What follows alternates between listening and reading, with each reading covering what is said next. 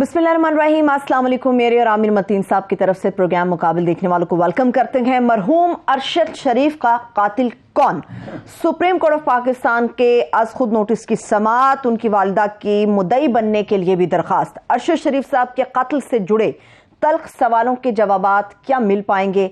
अदालत की कार्रवाई पर क्या हुआ और कैसा रहा? इस पर आमिर मतीन साहब का तजिया शामिल करेंगे। प्रोग्राम के दूसरे हिस्से में आपको बताएंगे और जानने की कोशिश करेंगे कि क्या तहरीक इंसाफ और हुकूमत के दरमियान मुज़ाकरात में कोई बड़ा ब्रेक थ्रू होने जा रहा है। सदर आरिफ अलवी और इसाक डार साहब की मुलाकात मईशत के बारे थी या फिर किसी दरमियानी रास्ते के लिए, इस पर बात होगी।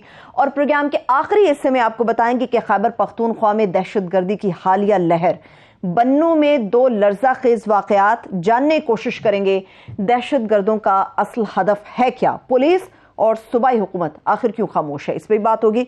सबसे पहले आमिर साहब, अरशद शरीफ साहब के कत्ल को लेकर सुप्रीम कोर्ट ऑफ पाकिस्तान में आज एक और प्रोसीडिंग हुई। हुकूमती GIT मुस्तरद हो गई है। हमें नजर आ रहा है बाकायदा तौर पे कि सुप्रीम कोर्ट ऑफ पाकिस्तान अपना एक वाइटल रोल इसके अंदर अब प्ले कर रही है।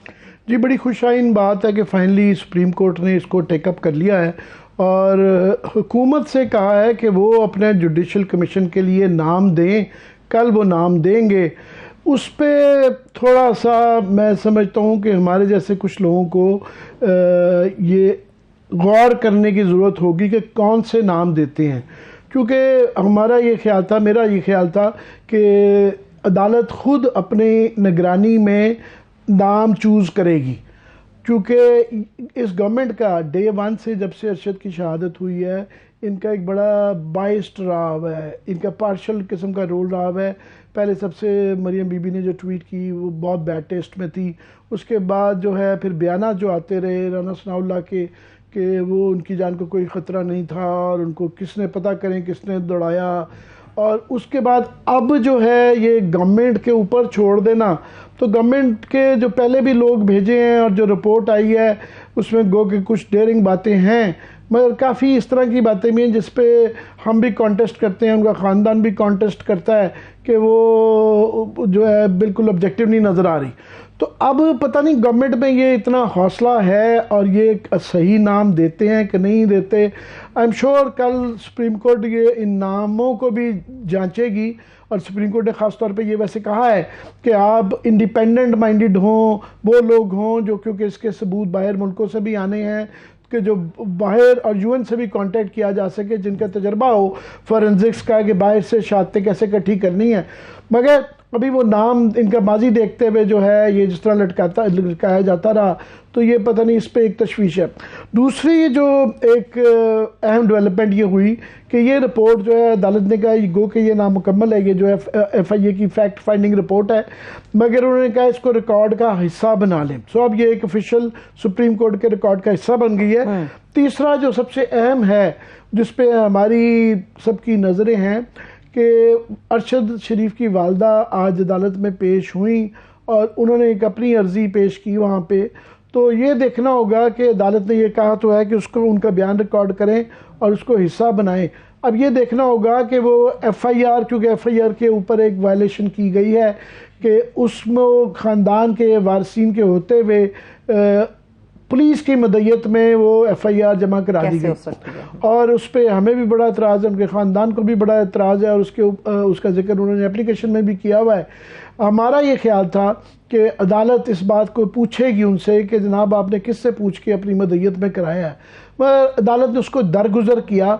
अब ये देखना है कि जो उन्होंने नाम दिए हुए हैं एप्लीकेशन में, वो पाकिस्तान में क्योंकि इस तरह के नाम FIR में दर्ज करने का कोई रवायत नहीं है, मगर पाकिस्तान में इससे पहले इस तरह के वाक़यात भी नहीं हुए हैं कि रेड लाइंस क्रॉस की जाएं और लोगों को जो है नंगा किया जाए, मारा पीटा जाए और इस तरह के इल्ज़ामात भी नहीं लगे कि जी लोगों को अरशद शरीफ का कत्ल करने में, ये मैं नहीं कह रहा, ये फैक्ट फाइंडिंग रिपोर्ट में है, इसके अंदर जो चीज़ें दर्ज हैं कि ये बिल्कुल कैलकुलेटेड असैसिनेशन अटैम्प्ट था और ये इसके अंदर ट्रांसनेशनल इसकी प्लानिंग हुई।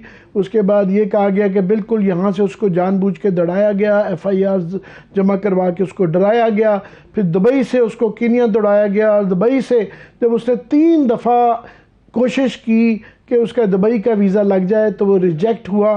हालांकि वो मुतअद्दिद दफ़ा दुबई जा चुका हुआ था, वजह नहीं समझ आती, मगर वो इस रिपोर्ट में इस बात का बताया गया जिक्र है कि वो कोई रोक रहा था, कोई प्लान कर रहा था, नाम नहीं लिया मगर उन्होंने पूरे इशारे दिए।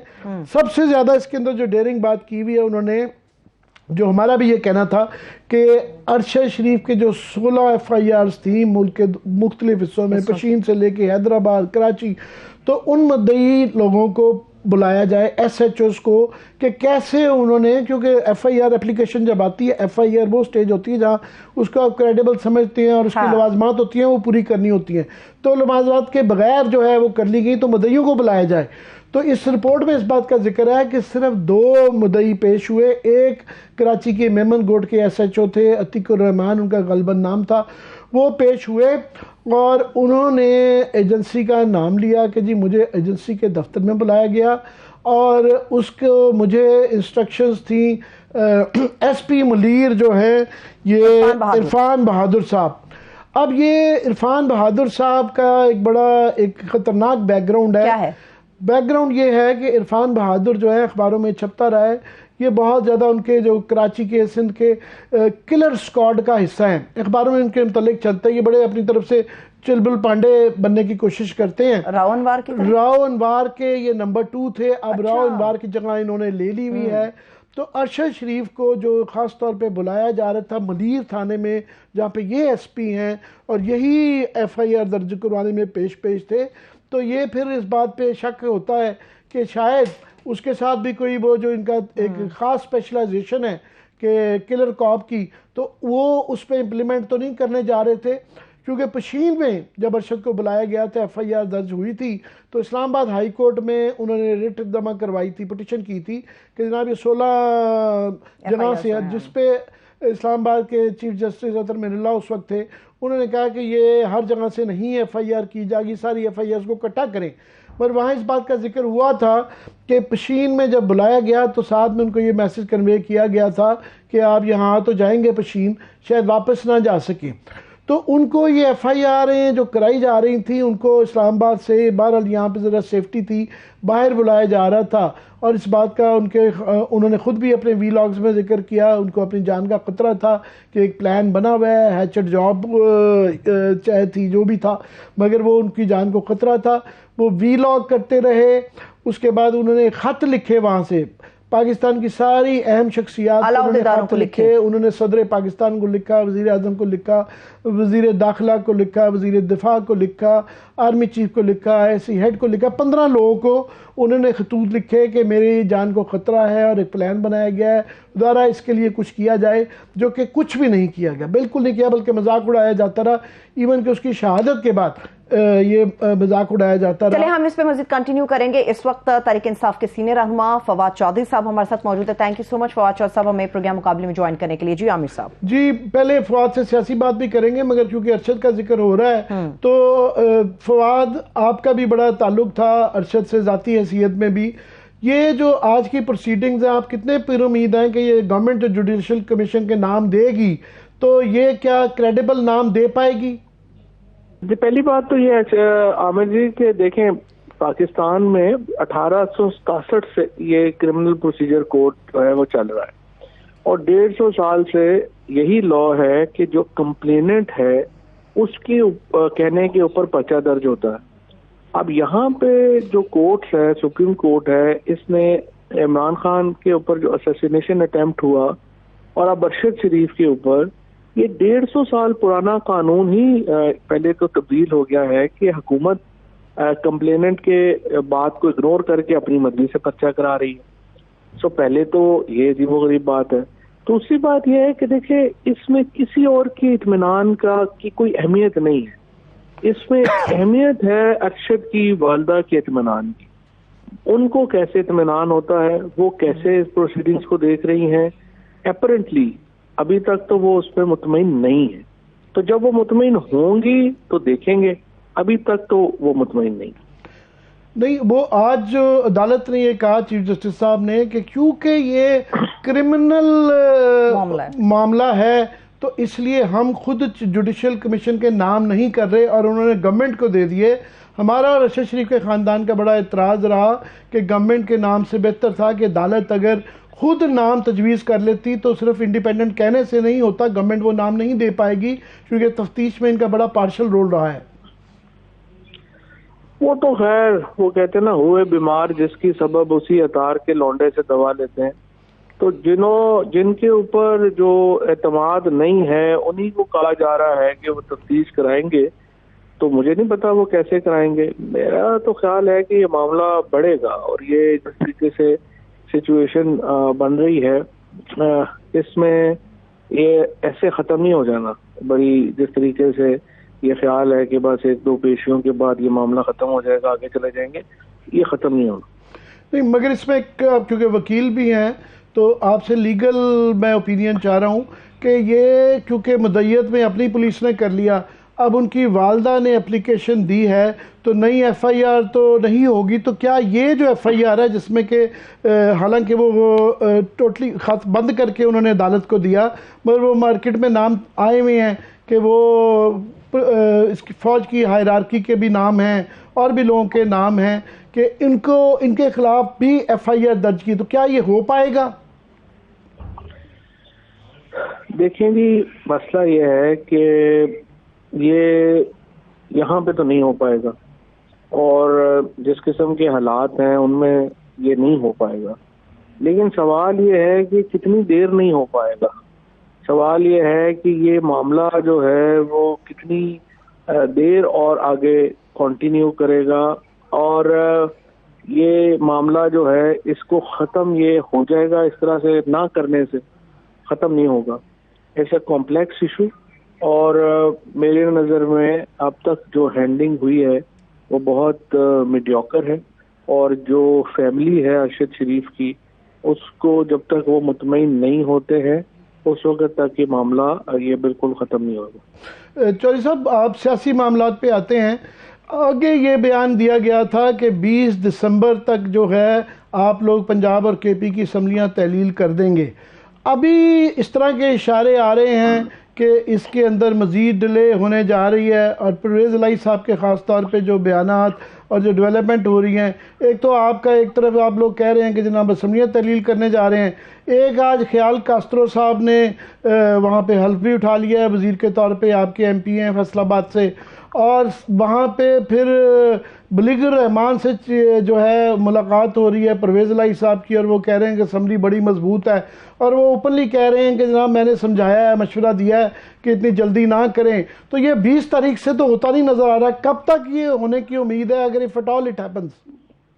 देखिए चौधरी साहब दो बातें कर रहे हैं। वो कह रहे हैं कि जी मेरा नुक्ता नज़र ये है कि आप तारीख बढ़ा दें, और लेकिन दूसरी बात यह है कि जब इमरान खान फैसला करेंगे हम असम्बलियाँ तोड़ देंगे।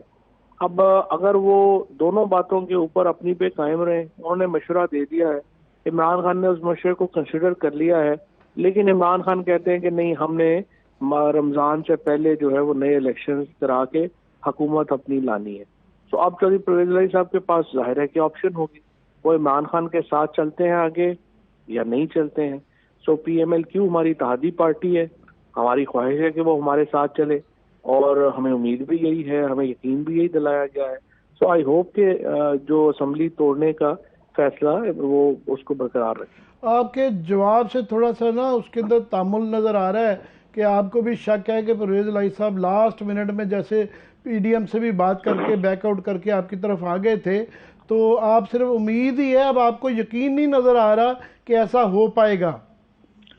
नहीं देखिए, उन्होंने हमें यकीन दिलाया है, लेकिन जो उन्होंने अपनी ओपिनियन दी है 2-3 ये टीवियों के ऊपर, जाहिर है कि उससे एक सवाल तो पैदा होता है ना कि वो कह रहे हैं कि जी हम रखना चाहते हैं, अब PTI नहीं रखना चाहती। अब जाहिर है कि उन्होंने फिर अपनी पॉलिटिक्स में फैसला करना है ना कि उन्होंने हमारे साथ चलना है। और जो मेरे नज़र में PDA ये जो PMLQ है उसका फ़ायदा यही है कि वो PTI के साथ चले, क्योंकि सिर्फ उसी सूरत में जो उनकी सीटें हैं अगले इलेक्शन में वो महफूज है।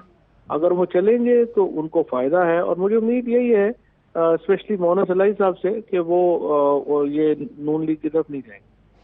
वो बिल्कुल आपकी अपनी, मगर मुझे मुझे इमरान खान की जो मुलाकात उनकी हुई है पीटीआई चेयरमैन की सोशल मीडिया के कुछ यूट्यूबर्स से, और वहाँ पे उनका ये चल रहा था कि ये तासुर उनको मिला है कि इमरान खान भी राज़ी हैं कि ये 20 दिसंबर से आगे जा सकती है, वो इतनी जल्दी में वो भी नहीं है, और परवेज़ इलाही के मशवरे को उन्होंने भी संजीदगी से लेना शुरू कर दिया है।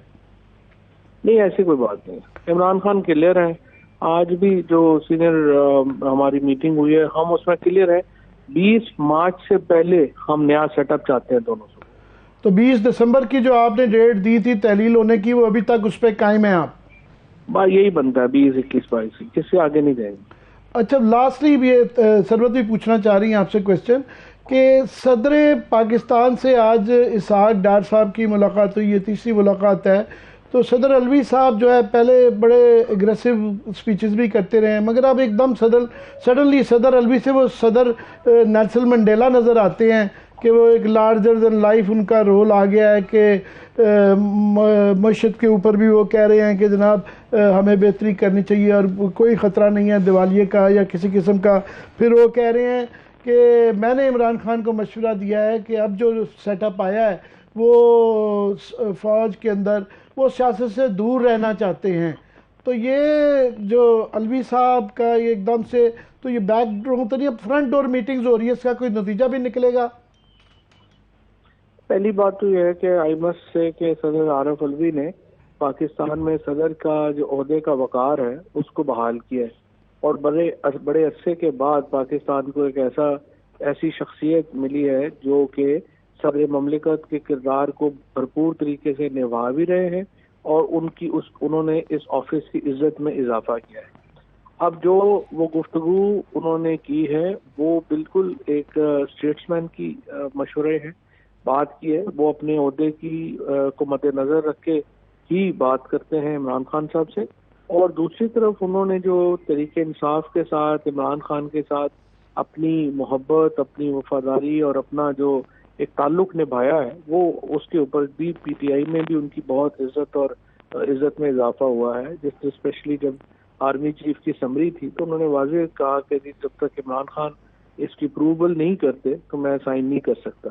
तो बड़ी ही उन्होंने हम जो है वो इस तरह अपना कद जो है उसमें इजाफा किया है, और मैं ये समझता हूँ कि ये जो अभी भी वो बातें कर रहे हैं वो पाकिस्तान के इंटरेस्ट में है और उन्हीं को ही लेके आगे चलने में फायदा। ठीक है। अच्छा फवाद शाह साहब, मैं अरशद शरीफ साहब के केस से मुतालिक तो आपसे सवाल करूंगी लीगल ग्राउंड्स के ऊपर, मगर उससे पहले चूंकि सदर आरिफ अलवी साहब से मुतालिक आप और आमिर साहब बात कर रहे हैं, आरिफ अलवी साहब इस वक्त तहरीक इंसाफ को डेफिनेटली रिप्रेजेंट कर रहे हैं, और इसहाक डार साहब से इलेक्शंस के हवाले से भी उनकी बात हुई है कि अवामी मैंडेट के लिए इलेक्शन वाहिद रास्ता है। इलेक्शन के लिए जो डार साहब से बात हुई है, क्या आप लोग इलेक्शन की तारीख अपनी डिमांड्स पर लेना चाहते हैं या मौजूदा हुकूमत को अपनी मुद्दत पूरी करने के बाद आप जो मुकर्ररा मुद्दत होगी उस पर इलेक्शन चाहते हैं?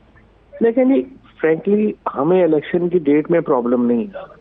आप इलेक्शन 2 महीने बाद करा लें, 3 महीने बाद करा लें, 4 महीने बाद करा लें, 5 महीने बाद करा लें। हमारा कंसर्न ये है कि आप हुकूमत जो है वो कोई हमें बताए तो सही ना कि 5, 6, 7 महीने पाकिस्तान चलाएंगे कैसे। यहाँ पे $65 लाख रिलीज नहीं हो रही एलसी कि हम अपना जो हमारे वहाँ पे आलू मटर प्याज जो है, जो लहसुन जो है वो पोर्ट के ऊपर खड़ा है, वो हम रिलीज करवा सके। पेरिशेबल गुड्स हैं। इकोनॉमी की हालत ये हो गई है। हम जब जिस दिन वोट ऑफ नो कॉन्फिडेंस आई थी $16 बिलियन के रिजर्व थे, आज $7 बिलियन से भी कम पे आ गए। हमारा प्रॉब्लम यह है कि हम तेजी से डिफॉल्ट की तरफ जा रहे हैं और हुकूमत के पास कोई 6, 7, 8 महीने मुल्क चलाने के लिए कोई स्ट्रेटजी नहीं है ना। अब 52% इंक्रीज हो चुकी है आपके टेररिज्म के केसेस में। अफगानिस्तान से आपके ताल्लुकात तबाह बर्बाद हो गए हैं, कोई मुल्क आपके साथ खड़ा नहीं हुआ।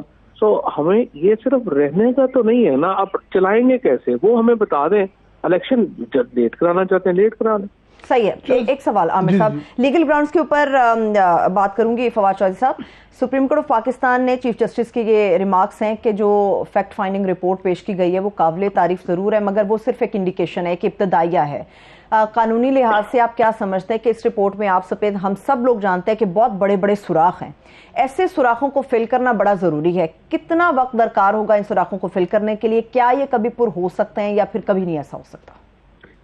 ये वैसे टू बी फेयर विद, ये रिपोर्ट मैं तो एक्सपेक्ट नहीं कर रहा था कि इतनी दलेराना रिपोर्ट जो है वो लिखी जाएगी।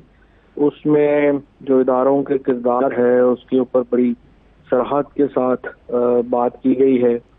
जिस तरीके से बताया गया है कि किस तरह से ऑफिस में लेके जाया गया और वहाँ पे ज़बरदस्ती पर्चे कराए गए, बहुत बड़ी चार्जशीट है ये तो। और मैं actually I am really worried कि ये जो सारे मामलात हैं ये एक कहानी बनेंगे और हमें बहुत नुकसान होगा, बहैसियत मुल्क बहुत नुकसान होगा जिस तरीके से ये केस हैंडल किया गया है। आई think it's terrible what has happened. जज साहब, ये आपने बिल्कुल कहा, ये तशवीशनाक पहलू हैं कि एलसीज नहीं खुल रही, अदरक प्याज लहसुन जो है वो बहुत महंगा हो गया उस वजह से, और सोयाबीन के एलसीज भी नहीं खुल रही हैं, कनोला की नहीं खुल रही हैं, और आपने भी अंदेशा जाहिर किया कि डिफ़ॉल्ट भी हो सकता है।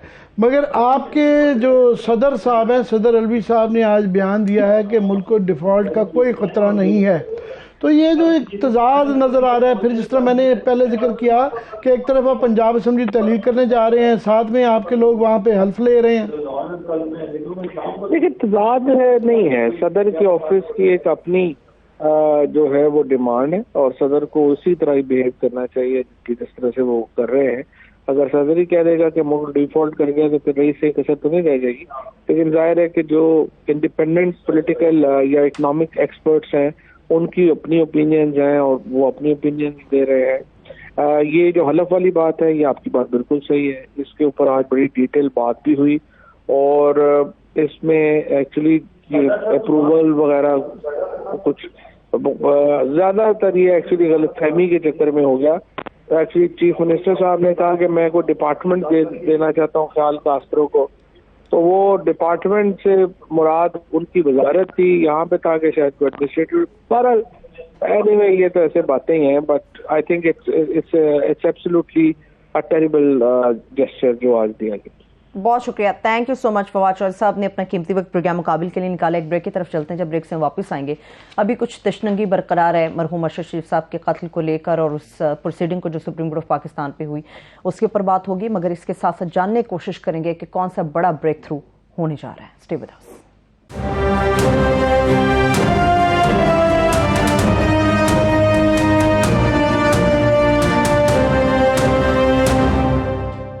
ब्रेक के बाद एक बार फिर से प्रोग्राम में हम आपको खुश आमदेद कहेंगे। जिस तरह से मैंने बात की थी कि मरहूम अरशद शरीफ साहब के कत्ल को लेकर और सुप्रीम कोर्ट ऑफ पाकिस्तान में जो प्रोसीडिंग हुई कुछ तशनीगी बरकरार है, उसको ख़त्म करने के लिए इस वक्त हमारे साथ मौजूद है ये माहिर कानून है, अरशद शरीफ साहब के बड़े दरीना दोस्त भी रहे अबूजर सलमान नियाजी साहब। बहुत शुक्रिया, thank you so much Abuzar साहब प्रोग्राम मुकाबिल में हमें ज्वाइन करने के लिए। मैं देख रही थी कि जो प्रोसीडिंग हुई, जो रिमार्क्स आए मुअज़्ज़ज़ अदलिया के, उसमें जस्टिस मोहम्मद अली मज़हर साहब ने कहा कि रिपोर्ट में कहीं ये नहीं लिखा गया कि फायरिंग करने वालों ने पाकिस्तानी टीम को क्या बताया। हम तो इन सवालों के जवाबात लेने के लिए कोर्ट के अंदर गए हैं, अगर इन सवालों के जवाब हमें नहीं मिलेंगे तो फिर जवाब कौन देगा? देखें, बिल्कुल आप ठीक बात कर रही हैं। जो रिपोर्ट है वो सुप्रीम कोर्ट ने भी फरमाया ये नामुकम्मल रिपोर्ट है। अब इसका मैं एग्जांपल आपको एक और देता हूँ। बड़ी लंबी रिपोर्ट थी, मैंने पूरा दिन लगाया उसको आज पढ़ने में। देखें, उसमें एक लिखा हुआ है 16 FIRs थी अरशद शरीफ साहब के खिलाफ जो दर्ज हुई थी पाकिस्तान में पूरे। उसमें से सिर्फ 2 के जो कंप्लेनेंट थे उनको इंटरव्यू किया गया, बाकी जो 14 थे वो कहाँ गए ये अभी किसी को नहीं पता। और उसमें भी जो इंटरव्यू किए गए वो वही लोग थे जो सरकारी लोग थे। SHO को इंटरव्यू किया, वो उसने जो बताया अभी आमिर साहब को अभी मैं देख प्रोग्राम में ऑलरेडी अपने बता चुके हैं कि इदारे के लोग थे जिन्होंने SP के साथ बैठे हुए थे, उन्होंने कहा था उसको कि FIR आप रजिस्टर कर लें। हालांकि SHO ने कहा था कि इसके लिए गवर्नमेंट की अप्रूवल चाहिए होती है सेडिशन की और म्यूटनी की FIR करने के लिए 124A की और 131 की, तो उन्होंने कहा था वो अप्रूवल आ जाएगा, आप FIR रजिस्टर करें। सो देखें, इस वजह से ना तो मुकम्मल रिपोर्ट नहीं है मेरे ख्याल से। इसमें 16 के 16 कंप्लेनेंट्स को उनका बैकग्राउंड, उनका कॉल रिकॉर्ड, सारा कुछ चेक करने की ज़रूरत थी। तो इस वजह से इसमें काफ़ी चीज़ें जो हैं इस रिपोर्ट में रह गई हैं और मेरी अपनी रीडिंग भी ये है। इस वजह से मेरे ख्याल से कोर्ट को भी ये लगा, सुप्रीम कोर्ट को, कि ये नामुकम्मल रिपोर्ट है, तो उन्होंने इसको कहा कि इसको हम हिस्सा बना लेते हैं और इसमें फर्दर इन्वेस्टिगेशन की ज़रूरत है और हम जो JIT बनाएंगे वो इंडिपेंडेंट ऑफिसर्स उसमें शामिल होंगे। लेकिन अब मुझे इसकी ये समझ नहीं आ रही ऑफिसर्स तो देखें हुकूमत पाकिस्तान के मुलाजिम होंगे, तो मुझे इसमें कॉन्फ्लिक्ट ऑफ इंटरेस्ट नज़र आता है। तो मेरे ख्याल से बिल्कुल मुनासिब होता इसमें अगर इंडिपेंडेंट कमीशन सुप्रीम कोर्ट के सिटिंग जज का बन जाता और वो फिर ऑर्डर्स पास करके उसको सुपरवाइज करके पूरे कमीशन को वो इन्वेस्टिगेट करवाता, जो गवर्नमेंट की एजेंसीज है उनसे इन्वेस्टिगेट अपने जो अकल है, अपनी फहम है, उसके मुताबिक, कानून के मुताबिक इन्वेस्टिगेट कराना चाहिए था। जी अबूज़र, उसमें मेरा ये इम्प्रेशन था कि ये जो कमीशन बनेगा अभी भी सुप्रीम कोर्ट की बेंच की उसके ऊपर सुपरविजन रहेगी। मेरा ये सवाल है कि ये जब नाम आ जाएंगे तो क्या अभी चांस है कि अदालत ये कहे कि जनाब ये नाम जो है मुनासिब नहीं है, या उसको जज करेगी, या एज इट इज़ जो है कि गवर्नमेंट की ज़िम्मेदारी है वो करे, क्योंकि गवर्नमेंट पे तो हमें एतबार नहीं है। दूसरा, इसमें हमारी बड़ी ख्वाहिश थी कम्युनिटी की कि हमारे नुमाइंदे भी जर्नलिस्ट भी हों, और फिर उनका सबसे इम्पॉर्टेंट ये है कि अरशद शरीफ का ख़ानदान, उनकी वालदा, उनका भी कोई नुमाइंदा हो कि वो इसके ऊपर अपना उनका इत्मीनान हो।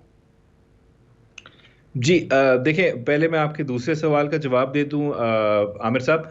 देखिए, इसमें तो बड़ा आसान सा तरीका है।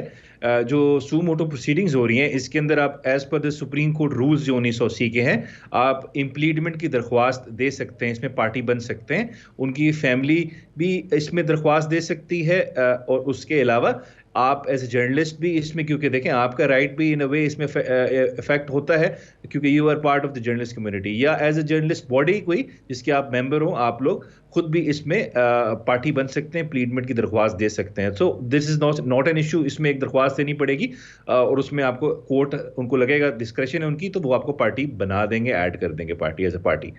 और आपका दूसरा जो सवाल था वो आमिर साहब क्या था, कि आप उसको जरा रिपीट कर सकते हैं? सॉरी, दूसरा सवाल जो था इससे पहले जो आपने किया था। मैं ये कह रहा था कि ये नाम जो है हमारा, जिस तरह आपने भी कहा कि उम्मीद की जा रही थी कि अदालत खुद अपनी मर्ज़ी की एक कमेटी बनाएगी जिसके ऊपर उनका एतबार हो, क्योंकि जिस तरह आपने कहा कि गवर्नमेंट जो बनाएगी तो हमें गवर्नमेंट पे एतबार नहीं है। दूसरा, वो इतने गवर्नमेंट के अफसरान हैं, बहरहाल ये बड़ा डेयरिंग क्वेश्चन है कि ये, मैं समझता हूँ कि इसके अंदर बड़ी खामियां हैं इस रिपोर्ट में, मगर फिर भी इसके अंदर बड़ी डेयरिंग कुछ बातें लिखी, और मेरी इतला ये है कि ये अतर वहीद साहब के ऊपर बड़ा प्रेशर भी है, शायद इनको इस ओहदे से हटा भी दिया जाए। तो ये अगर नाम आते हैं तो क्या इस बात का इम्कान है कि अदालत ये कहे कि ये नाम तसल्ली बख्श नहीं है, उसको तब्दील करें, या गवर्नमेंट के जो नाम आएंगे उसी को एक्सेप्ट कर लेंगे? नहीं, बिल्कुल आमिर साहब बिल्कुल ठीक कह रहे हैं। अदालत के पास पूरी पावर है, उनकी डिस्क्रेशन है, उनकी जुरिस्डिक्शन है कि वो नाम जो है, जो वो बनाते हैं, उसको जो मेंबर बनाते हैं उसको वो रिजेक्ट भी कर सकते हैं, और फिर वो डायरेक्ट कर सकते हैं कि इसको इसमें शामिल किए जाए। अगर आपको याद हो कि पनामा केस का जो JIT बनी थी उसमें कोर्ट ने खुद नाम दिए थे कि इन लोगों को आप शामिल कर लें, तो अदालत खुद भी नाम सजेस्ट कर सकती है और कह सकती है, और साथ जो गवर्नमेंट ने अगर कोई नाम दिया और उसमें अगर किसी को कुछ सवाल हो, उसमें किसी को शुबा हो उस नाम के ऊपर, तो वो नाम भी अदालत उसको रिजेक्ट कर सकती है और कह सकती है इसको चेंज करें। लेकिन सवाल फिर वही है आमिर साहब, देखें नाम जो भी हो, जितना अच्छा भी हो, उसने काम तो वो मुलाजिम तो हुकूमत पाकिस्तान का ही होगा। तो इस वजह से बिल्कुल आपने बिल्कुल ठीक मशवरा दिया, पहले भी हुआ है इम्प्लीमेंटेशन बेंच या सुपरवाइजरी बेंच जिसको कहते हैं हम, एक सिटिंग सुप्रीम कोर्ट का जज, अगर उसको हम कोर्ट, जिस तरह Karachi law and order case में था, पनामा केस में था, अगर एक सिटिंग सुप्रीम कोर्ट का जज उसको सुपरवाइज कर ले, तो मेरे ख्याल से जो इंडिपेंडेंस, जो इम्पार्शियलिटी, जो फेयरनेस हम एक्सपेक्ट कर रहे हैं एक JIT से, तो वो फिर मेरे ख्याल से वो हमें नजर आएगी अगर वो सुप्रीम कोर्ट का सिटिंग जज उसको सुपरवाइज कर रहा होगा। तो बड़ी अच्छी सजेशन है आपकी ये, मेरे ख्याल से मेरे भी माइंड में नहीं आई, लेकिन आपने बहुत अच्छी सजेशन दे दी इस प्रोग्राम के तवसत से। अगर कोई देख रहा है मेरे ख्याल से तो ये जरूर करना चाहिए, और ये एक अच्छी सजेशन है, और इसमें सिटिंग सुप्रीम कोर्ट का जज इसको सुपरवाइज जरूर करे अगर JIT भी बनती है, कमीशन नहीं बनाता है तो। एक आज चीफ जस्टिस साहब ने फरमाया कि ये क्योंकि क्रिमिनल केस है तो हम इसलिए इसके नाम नहीं दे रहे हैं, और गवर्नमेंट को कहा कि आप जुडिशल कमीशन के नाम दें। वैसे तो समझ आती है कि क्योंकि सुप्रीम कोर्ट कोई ट्रायल कोर्ट नहीं है तो ट्रायल कोर्ट के लिए नीचे जाते हैं या JIT को कहते हैं, मगर नाम तो क्रिमिनल हो चाहे दीवानी हो दिया जा सकता है। बिल्कुल बिल्कुल आमिर साहब, दिया जा सकता है।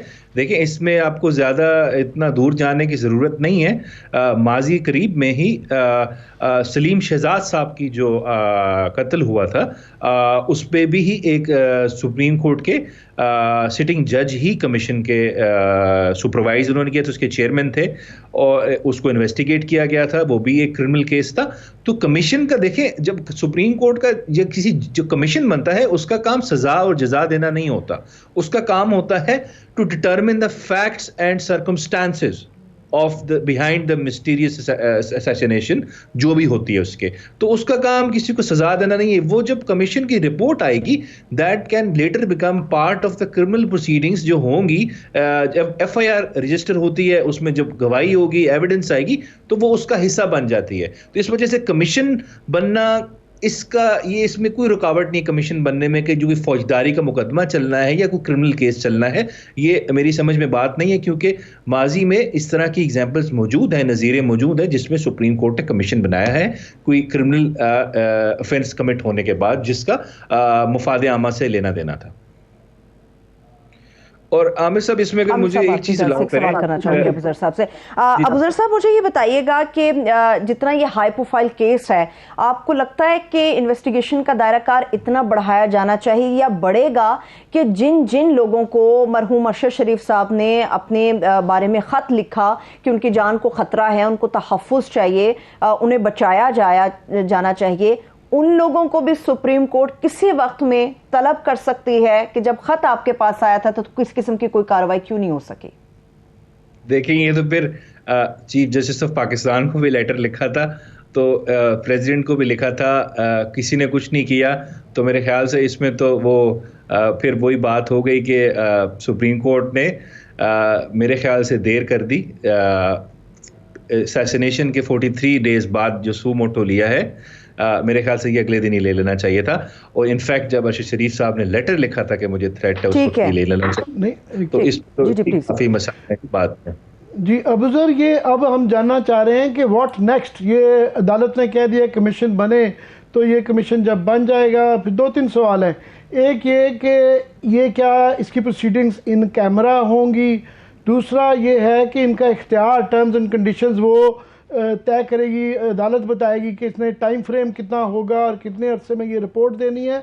एंड टर्म्स एंड कंडीशंस अभी साथ में आएंगी। जी देखें, या तो अदालत ये मुकन्ना पे एग्जीक्यूटिव पे छोड़ देगी, वो TORs वो खुद बनाए, और जो उसमें टाइम लिमिट है वो भी मतीन साहब वो डिटरमिन करे, या फिर ये अदालत का अपनी स्वाबदीद है, वो खुद भी प्रोवाइड कर सकते हैं कि इतने दिन में आपने इसको ख़त्म करना है और ये इसके TORs होंगे। ये तो अदालत पे डिपेंड करता है। दोनों रास्ते खुले हैं, दोनों रास्तों पे जाया जा सकता है। आमिर साहब, आपके प्रोग्राम के तवस्सुत से एक चीज़ मैं कहना चाहूँगा।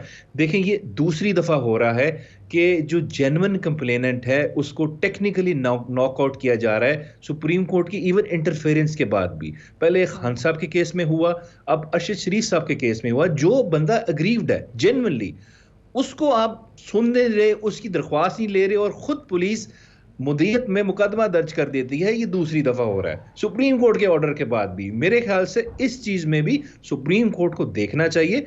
उनके पास आर्टिकल 187 के अंदर पावर है कि वो कोई भी ऑर्डर पास कर सकती है टू इंश्योर कंप्लीट जस्टिस। तो ये जो प्रैक्टिस पुलिस ने अपना ली है पिछले 1-2 महीने से कि खुद ही कंप्लेनेंट बन जाए, ऐसे केस को ट्रीट करें जिसमें जो अग्रीव्ड पर्सन है वो शायद लावारिस है, कि उसका कोई वारिस ही नहीं है, और खुद ही कंप्लेनेंट बन जाए एक खास वर्जन FIR में प्रेजेंट करने के लिए। जो वर्जन जो उसके अग्रीव्ड जो लोग अफेक्टेड हैं वो प्रेजेंट करना चाह रहे हैं, उसको इग्नोर करके अपना आप वर्जन दे दें। ठीक है, कल को वो 161 की स्टेटमेंट में उनकी वालदा यही बयान लिखवा सकती है, लेकिन जो उनका हक था 154 CRPC के तहत वो FIR रजिस्टर कराएं, अपनी मर्जी की FIR कराएं, वो उनसे आपने छीन लिया है। और सुप्रीम कोर्ट को इस चीज पे साइलेंट नहीं बैठना चाहिए। एटलीस्ट कोई ऑर्डर पास करें कि ये आइंदा ये हरकत ना हो, क्योंकि ये अब रुकनी नहीं है बात। ये पुलिस की प्रैक्टिस बन गई तो फिर कोई बंदा अपनी मदीयत में मुकदमा दर्ज नहीं करा सकेगा जो जेन्युइनली अग्रीव्ड होगा या जेन्युइन कंप्लेनेंट होगा। ठीक है, ब्रेक से वापस आएंगे तो इत्तलात की बात आमिर साहब कर रहे हैं। इसहाक डार साहब से मुतालिक क्या इनके पास अंदर की इत्तलात हैं, ये आपके साथ शेयर करेंगे। Stay with us.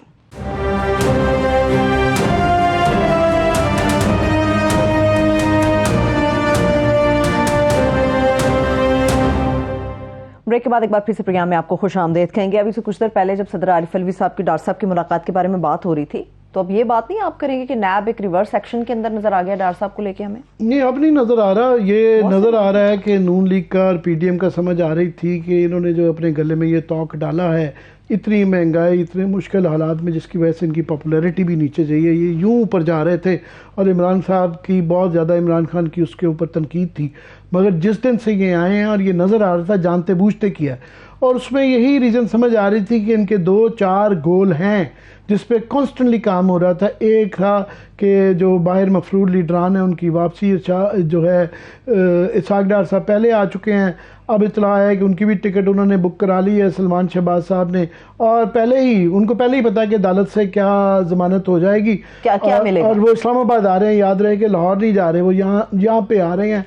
और उसके बाद ये भी सुन रहे हैं कि नवाज शरीफ साहब के भी केसेस की 90% केसेस तो उन्होंने रिमूव करवा लिए हैं। नैब में मेरा ख्याल था कि आफ्ताब सुल्तान साहब जो हैं, ये पिछले जो नैब चीफ हैं जावेद इकबाल साहब, उनसे थोड़े से बेहतर होंगे, बहरहाल एक प्रोफेशनल रहे हुए हैं, पर उन्होंने भी ये तमाम, आपने सही अभी पॉइंट आउट किया था, सलातीन इकट्ठे हो गए हैं। इलेक्शन कमीशन के अंदर भी जो है सुल्तान सिकंदर राजा, आफ्ताब सुल्तान जो है, और वो सलातीन जो है कोई परवाह नहीं कर रहे हैं, टोटली एक पॉलिटिकल एजेंडा है। और बिल्कुल भी वरना है कि आप सरकारी उम्र सारी को थोड़ा सा कायदा वायदा रख के आप ठीक है उसमें से गुंजाइश निकालते हैं कि आपकी पॉलिटिकल अपॉइंटमेंट हुई है, और राजा रियाज साहब के रिकमेंडेशन पे हुई है, उनके अप्रूवल से हुई भी है, और अनयूजुअल, मगर फिर भी आपकी अपनी भी एक रेपुटेशन एट स्टेक होती है कि आप अभी वो नहीं है। 90% लोग तो ऑलरेडी वो आइन नैब के अंदर तरमीम के बाद से वो उनको निकाल दिया गया, अदालतों के पास कोई चॉइस नहीं रही है।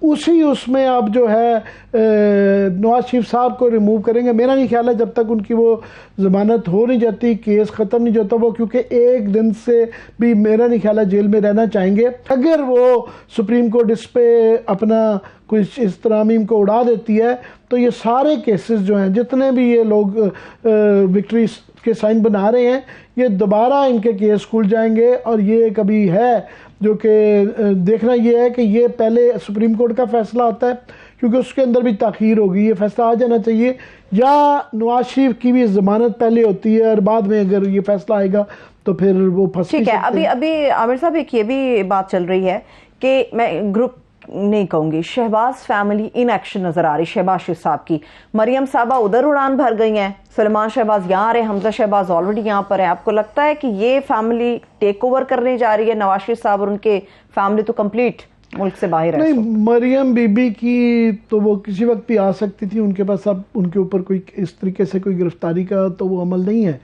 मगर वो एक तो प्रेफर कर रही हैं, वो बाहर रह रही हैं, दूसरा वो टोटली खामोश हैं। तो वो लगता है कहीं ना कहीं किस लेवल पे कोई अंडरस्टैंडिंग है कि वो ट्वीट्स भी जो करती थी, आखिरी ट्वीट बड़ी कम ट्वीट करती हैं और खामोशी है। और ये एक तो समझ आती है कि इस वक्त जो है, क्योंकि नून लीग जो है उनकी बड़ी प्रो एस्टेब्लिशमेंट हुई हुई है, और वो इंतज़ार कर रही है कि किसी मौके पे उनकी पॉलिटिक्स जो चमकी थी वो एस्टेब्लिशमेंट के ख़िलाफ़ चमकी थी। तो इस वक्त वो ज़ाहिर है प्राइम मिनिस्टर भी शहबाज शरीफ हैं, तो वो वक्त का इंतज़ार कर रहे हैं जब वो अपने ब्रांड की पॉलिटिक्स कर सकें। तो ज़ाहिर है इस वक्त नज़र आता है कि शहबाज शरीफ साहब ज़ाहिर है प्राइम मिनिस्टर भी हैं, इस वक्त उनका पहले से ज़्यादा रोल है, और उनके बेटे वापस आ रहे हैं, उनके केसेस ख़त्म हो रहे हैं। तो मगर मेरा ख्याल उनके भी डिग्री का फ़र्क है, पर नवाज शरीफ साहब का होल्ड ऑन पार्टी वो है और मेरा ख्याल रहेगा। ठीक है, चलिए ये तो बात होगी सियासत को लेके। अब कुछ बात कर लेते हैं उस खौफ की आमिर साहब, जिसके ज़ेरे असर इस वक्त खैबर पख्तूनख्वा में मैं कहूँगी बल्कि शायद पूरे मुल्क की आवाम उस खौफ के तले आ चुकी है। जो दहशतगर्दों की तरफ से हमें वाक़यात देखने को, सुनने को मिल रहे हैं, जो चीज़ें हमारे सामने आ रही हैं, वो बड़ी लर्ज़ाखेज़ हैं। जी, बहुत ही खौफनाक है। बल्कि आप अगर वो इसकी तफसील बता दें फिगर्स की, कि अभी जो है लेटेस्ट ये है कि बन्नू के अंदर जो है 2 वाक़यात हो चुके हुए हैं, पर उसके अलावा जो है ये बन्नू में भी ये वाक़यात हो रहे हैं, फिर डेरा इस्माइल खान में वाक़यात हैं, उसकी अगर आप तफसील बता दें, और वज़ीरिस्तान में ये हुआ, टोटल कितने हुए हैं वो फिगर? बिल्कुल, मैं वही बताने जा रही हूँ आमिर साहब। एक तो ये कह रहे हैं कि शायद खैबर पख्तूनख्वा में एक मरतबा फिर से 2006 वाली सूरत हाल पैदा हो रही है। वज़ीरिस्तान की आपने बात की, एक महीने के दौरान टारगेट किलिंग के 46 वाक़यात अभी तक सिर्फ रिपोर्ट हुए हैं, बहुत सारे और वाक़यात हैं जो अभी तक रिपोर्ट नहीं हुए होंगे। 10 महीने में 88 पुलिस एहलकार शहीद हो चुके हैं, 100 से ज़ायद ज़ख्मी हैं। और जो पोलियो वर्कर्स हैं, जो हमारे लिए बड़ा लम्हा फिक्रिया है, पोलियो वर्कर्स ने अपनी ड्यूटी सर अंजाम देने से इनकार कर दिया क्योंकि वो गैर महफूज, और कहा जा रहा है कि शायद जो दहशतगर्द हैं उनका हदफ भी यही लोग हैं। और नौशहरा में गुज़श्ता रोज़ जो अभी कल दिन गुजरा, उसमें 3 पुलिस एहलकार निशाना बनाए गए। और अभी जो आपने एक वाक़या बताया, ये बड़ी क्रिटिकल सूरत हाल है, सर तन से जुदा कर दिया, लाशों की बेहुरमती हो रही है, मगर हमें कहीं पर भी सूबाई हुकूमत उस तरह से एक्टिव नजर नहीं आ रही जिस तरह से होना चाहिए। उसे ज़्यादा खौफनाक बात यह है कि बहुत तवातर से हो रहे हैं और उसका स्केल बढ़ गया है। ये 10 माह में 88 पुलिस एहलकार शहीद हो गए हैं, 100 से ज़्यादा जख्मी है, बहुत ज़्यादा है। अब 2 किस्म के वहाँ पे ये वाक़यात हो रहे हैं। एक तो दहशत गर्दी है, TTP ने अपना जो हमले हैं वो तेज़ कर दिए हैं, तवातर से हो रहे हैं, और उसके बेईमाना जो है बहुत हो रहे हैं, और उसकी इस तरह की बिहेडिंग टाइप कर रहे हैं। दूसरा, पोलियो वर्कर्स के ऊपर ये एक मुहिम चली हुई है, ये फैलती ही जा रही है, कंट्रोल ही नहीं आ रही। और उन्होंने कई दफ़ा तो वो बेचारे अब बड़ी उन्होंने कुर्बानियाँ दी हैं, और सलाम पेश करते हैं हम पोलियो के वर्कर्स को और उन एहलकारों को जिन्होंने इनकी हिफाजत करते हुए अपनी जान दी, मगर उनको टारगेट किलिंग उनकी जारी है, और वो एक बिल्कुल दूसरा है। मगर ये इस वक्त मुल्क के जो वैसे इक़्तिसादी हालात हैं, सिक्योरिटी हालात हैं, और यहाँ पे प्रॉब्लम ये कि तगदो चल रही है, लड़ाई मार कुटाई सियासी तौर पे चल रही है, ये इग्नोर हो रहा है और ये बढ़ता जा रहा है। इसका एरिया भी बढ़ता जा रहा है। ये स्वात से शुरू होकर अब ये पूरे साउथ में चला गया है, डेरा इस्माइल खान, बन्नू, ये सारा इलाका दरमियान में एक्सपाटा जो है उन सब में भी आ चुकी है। एक तो एरिया की एक्सपेंशन होती जा रही है, दूसरा इसका स्केल बढ़ता जा रहा है। ये आए रोज जो है, इनमें से काफ़ी इस तरह के वाक़यात हैं जो कि रिपोर्ट नहीं हो रहे। मुझे अच्छी तरह से आमिर साहब याद है, बैरिस्टर सैफ साहब, उनकी ये स्टेटमेंट थी जब तालिबान को लोगों ने देखा असले के साथ कि जी हमारे ये इलाकों में क्या कर रहे हैं, हुकूमत जवाब दे, KPK की गवर्नमेंट। तो उन्होंने कहा था कि ये अपने अहल खाना की इयादत के लिए आए हैं, तशद्दुद या शिद्दत पसंदी के लिहाज से नहीं। तो आज वो चीज़ें हमारे सामने बड़ी ओपनली आ रही हैं। ये बैरिस्टर साहब जो है, he is part of the problem. एक तो ना उनको गवर्नमेंट ओन करती है, वो कहते हैं कि जनाब तर्जमान है, नहीं है, बात करते रहेंगे, और ना ही उसको कोई और तर्जमान मानता है। बहुत शुक्रिया, थैंक्स सो मच आमिर साहब। देखने वालों को शुक्रिया, खुदा हाफिज।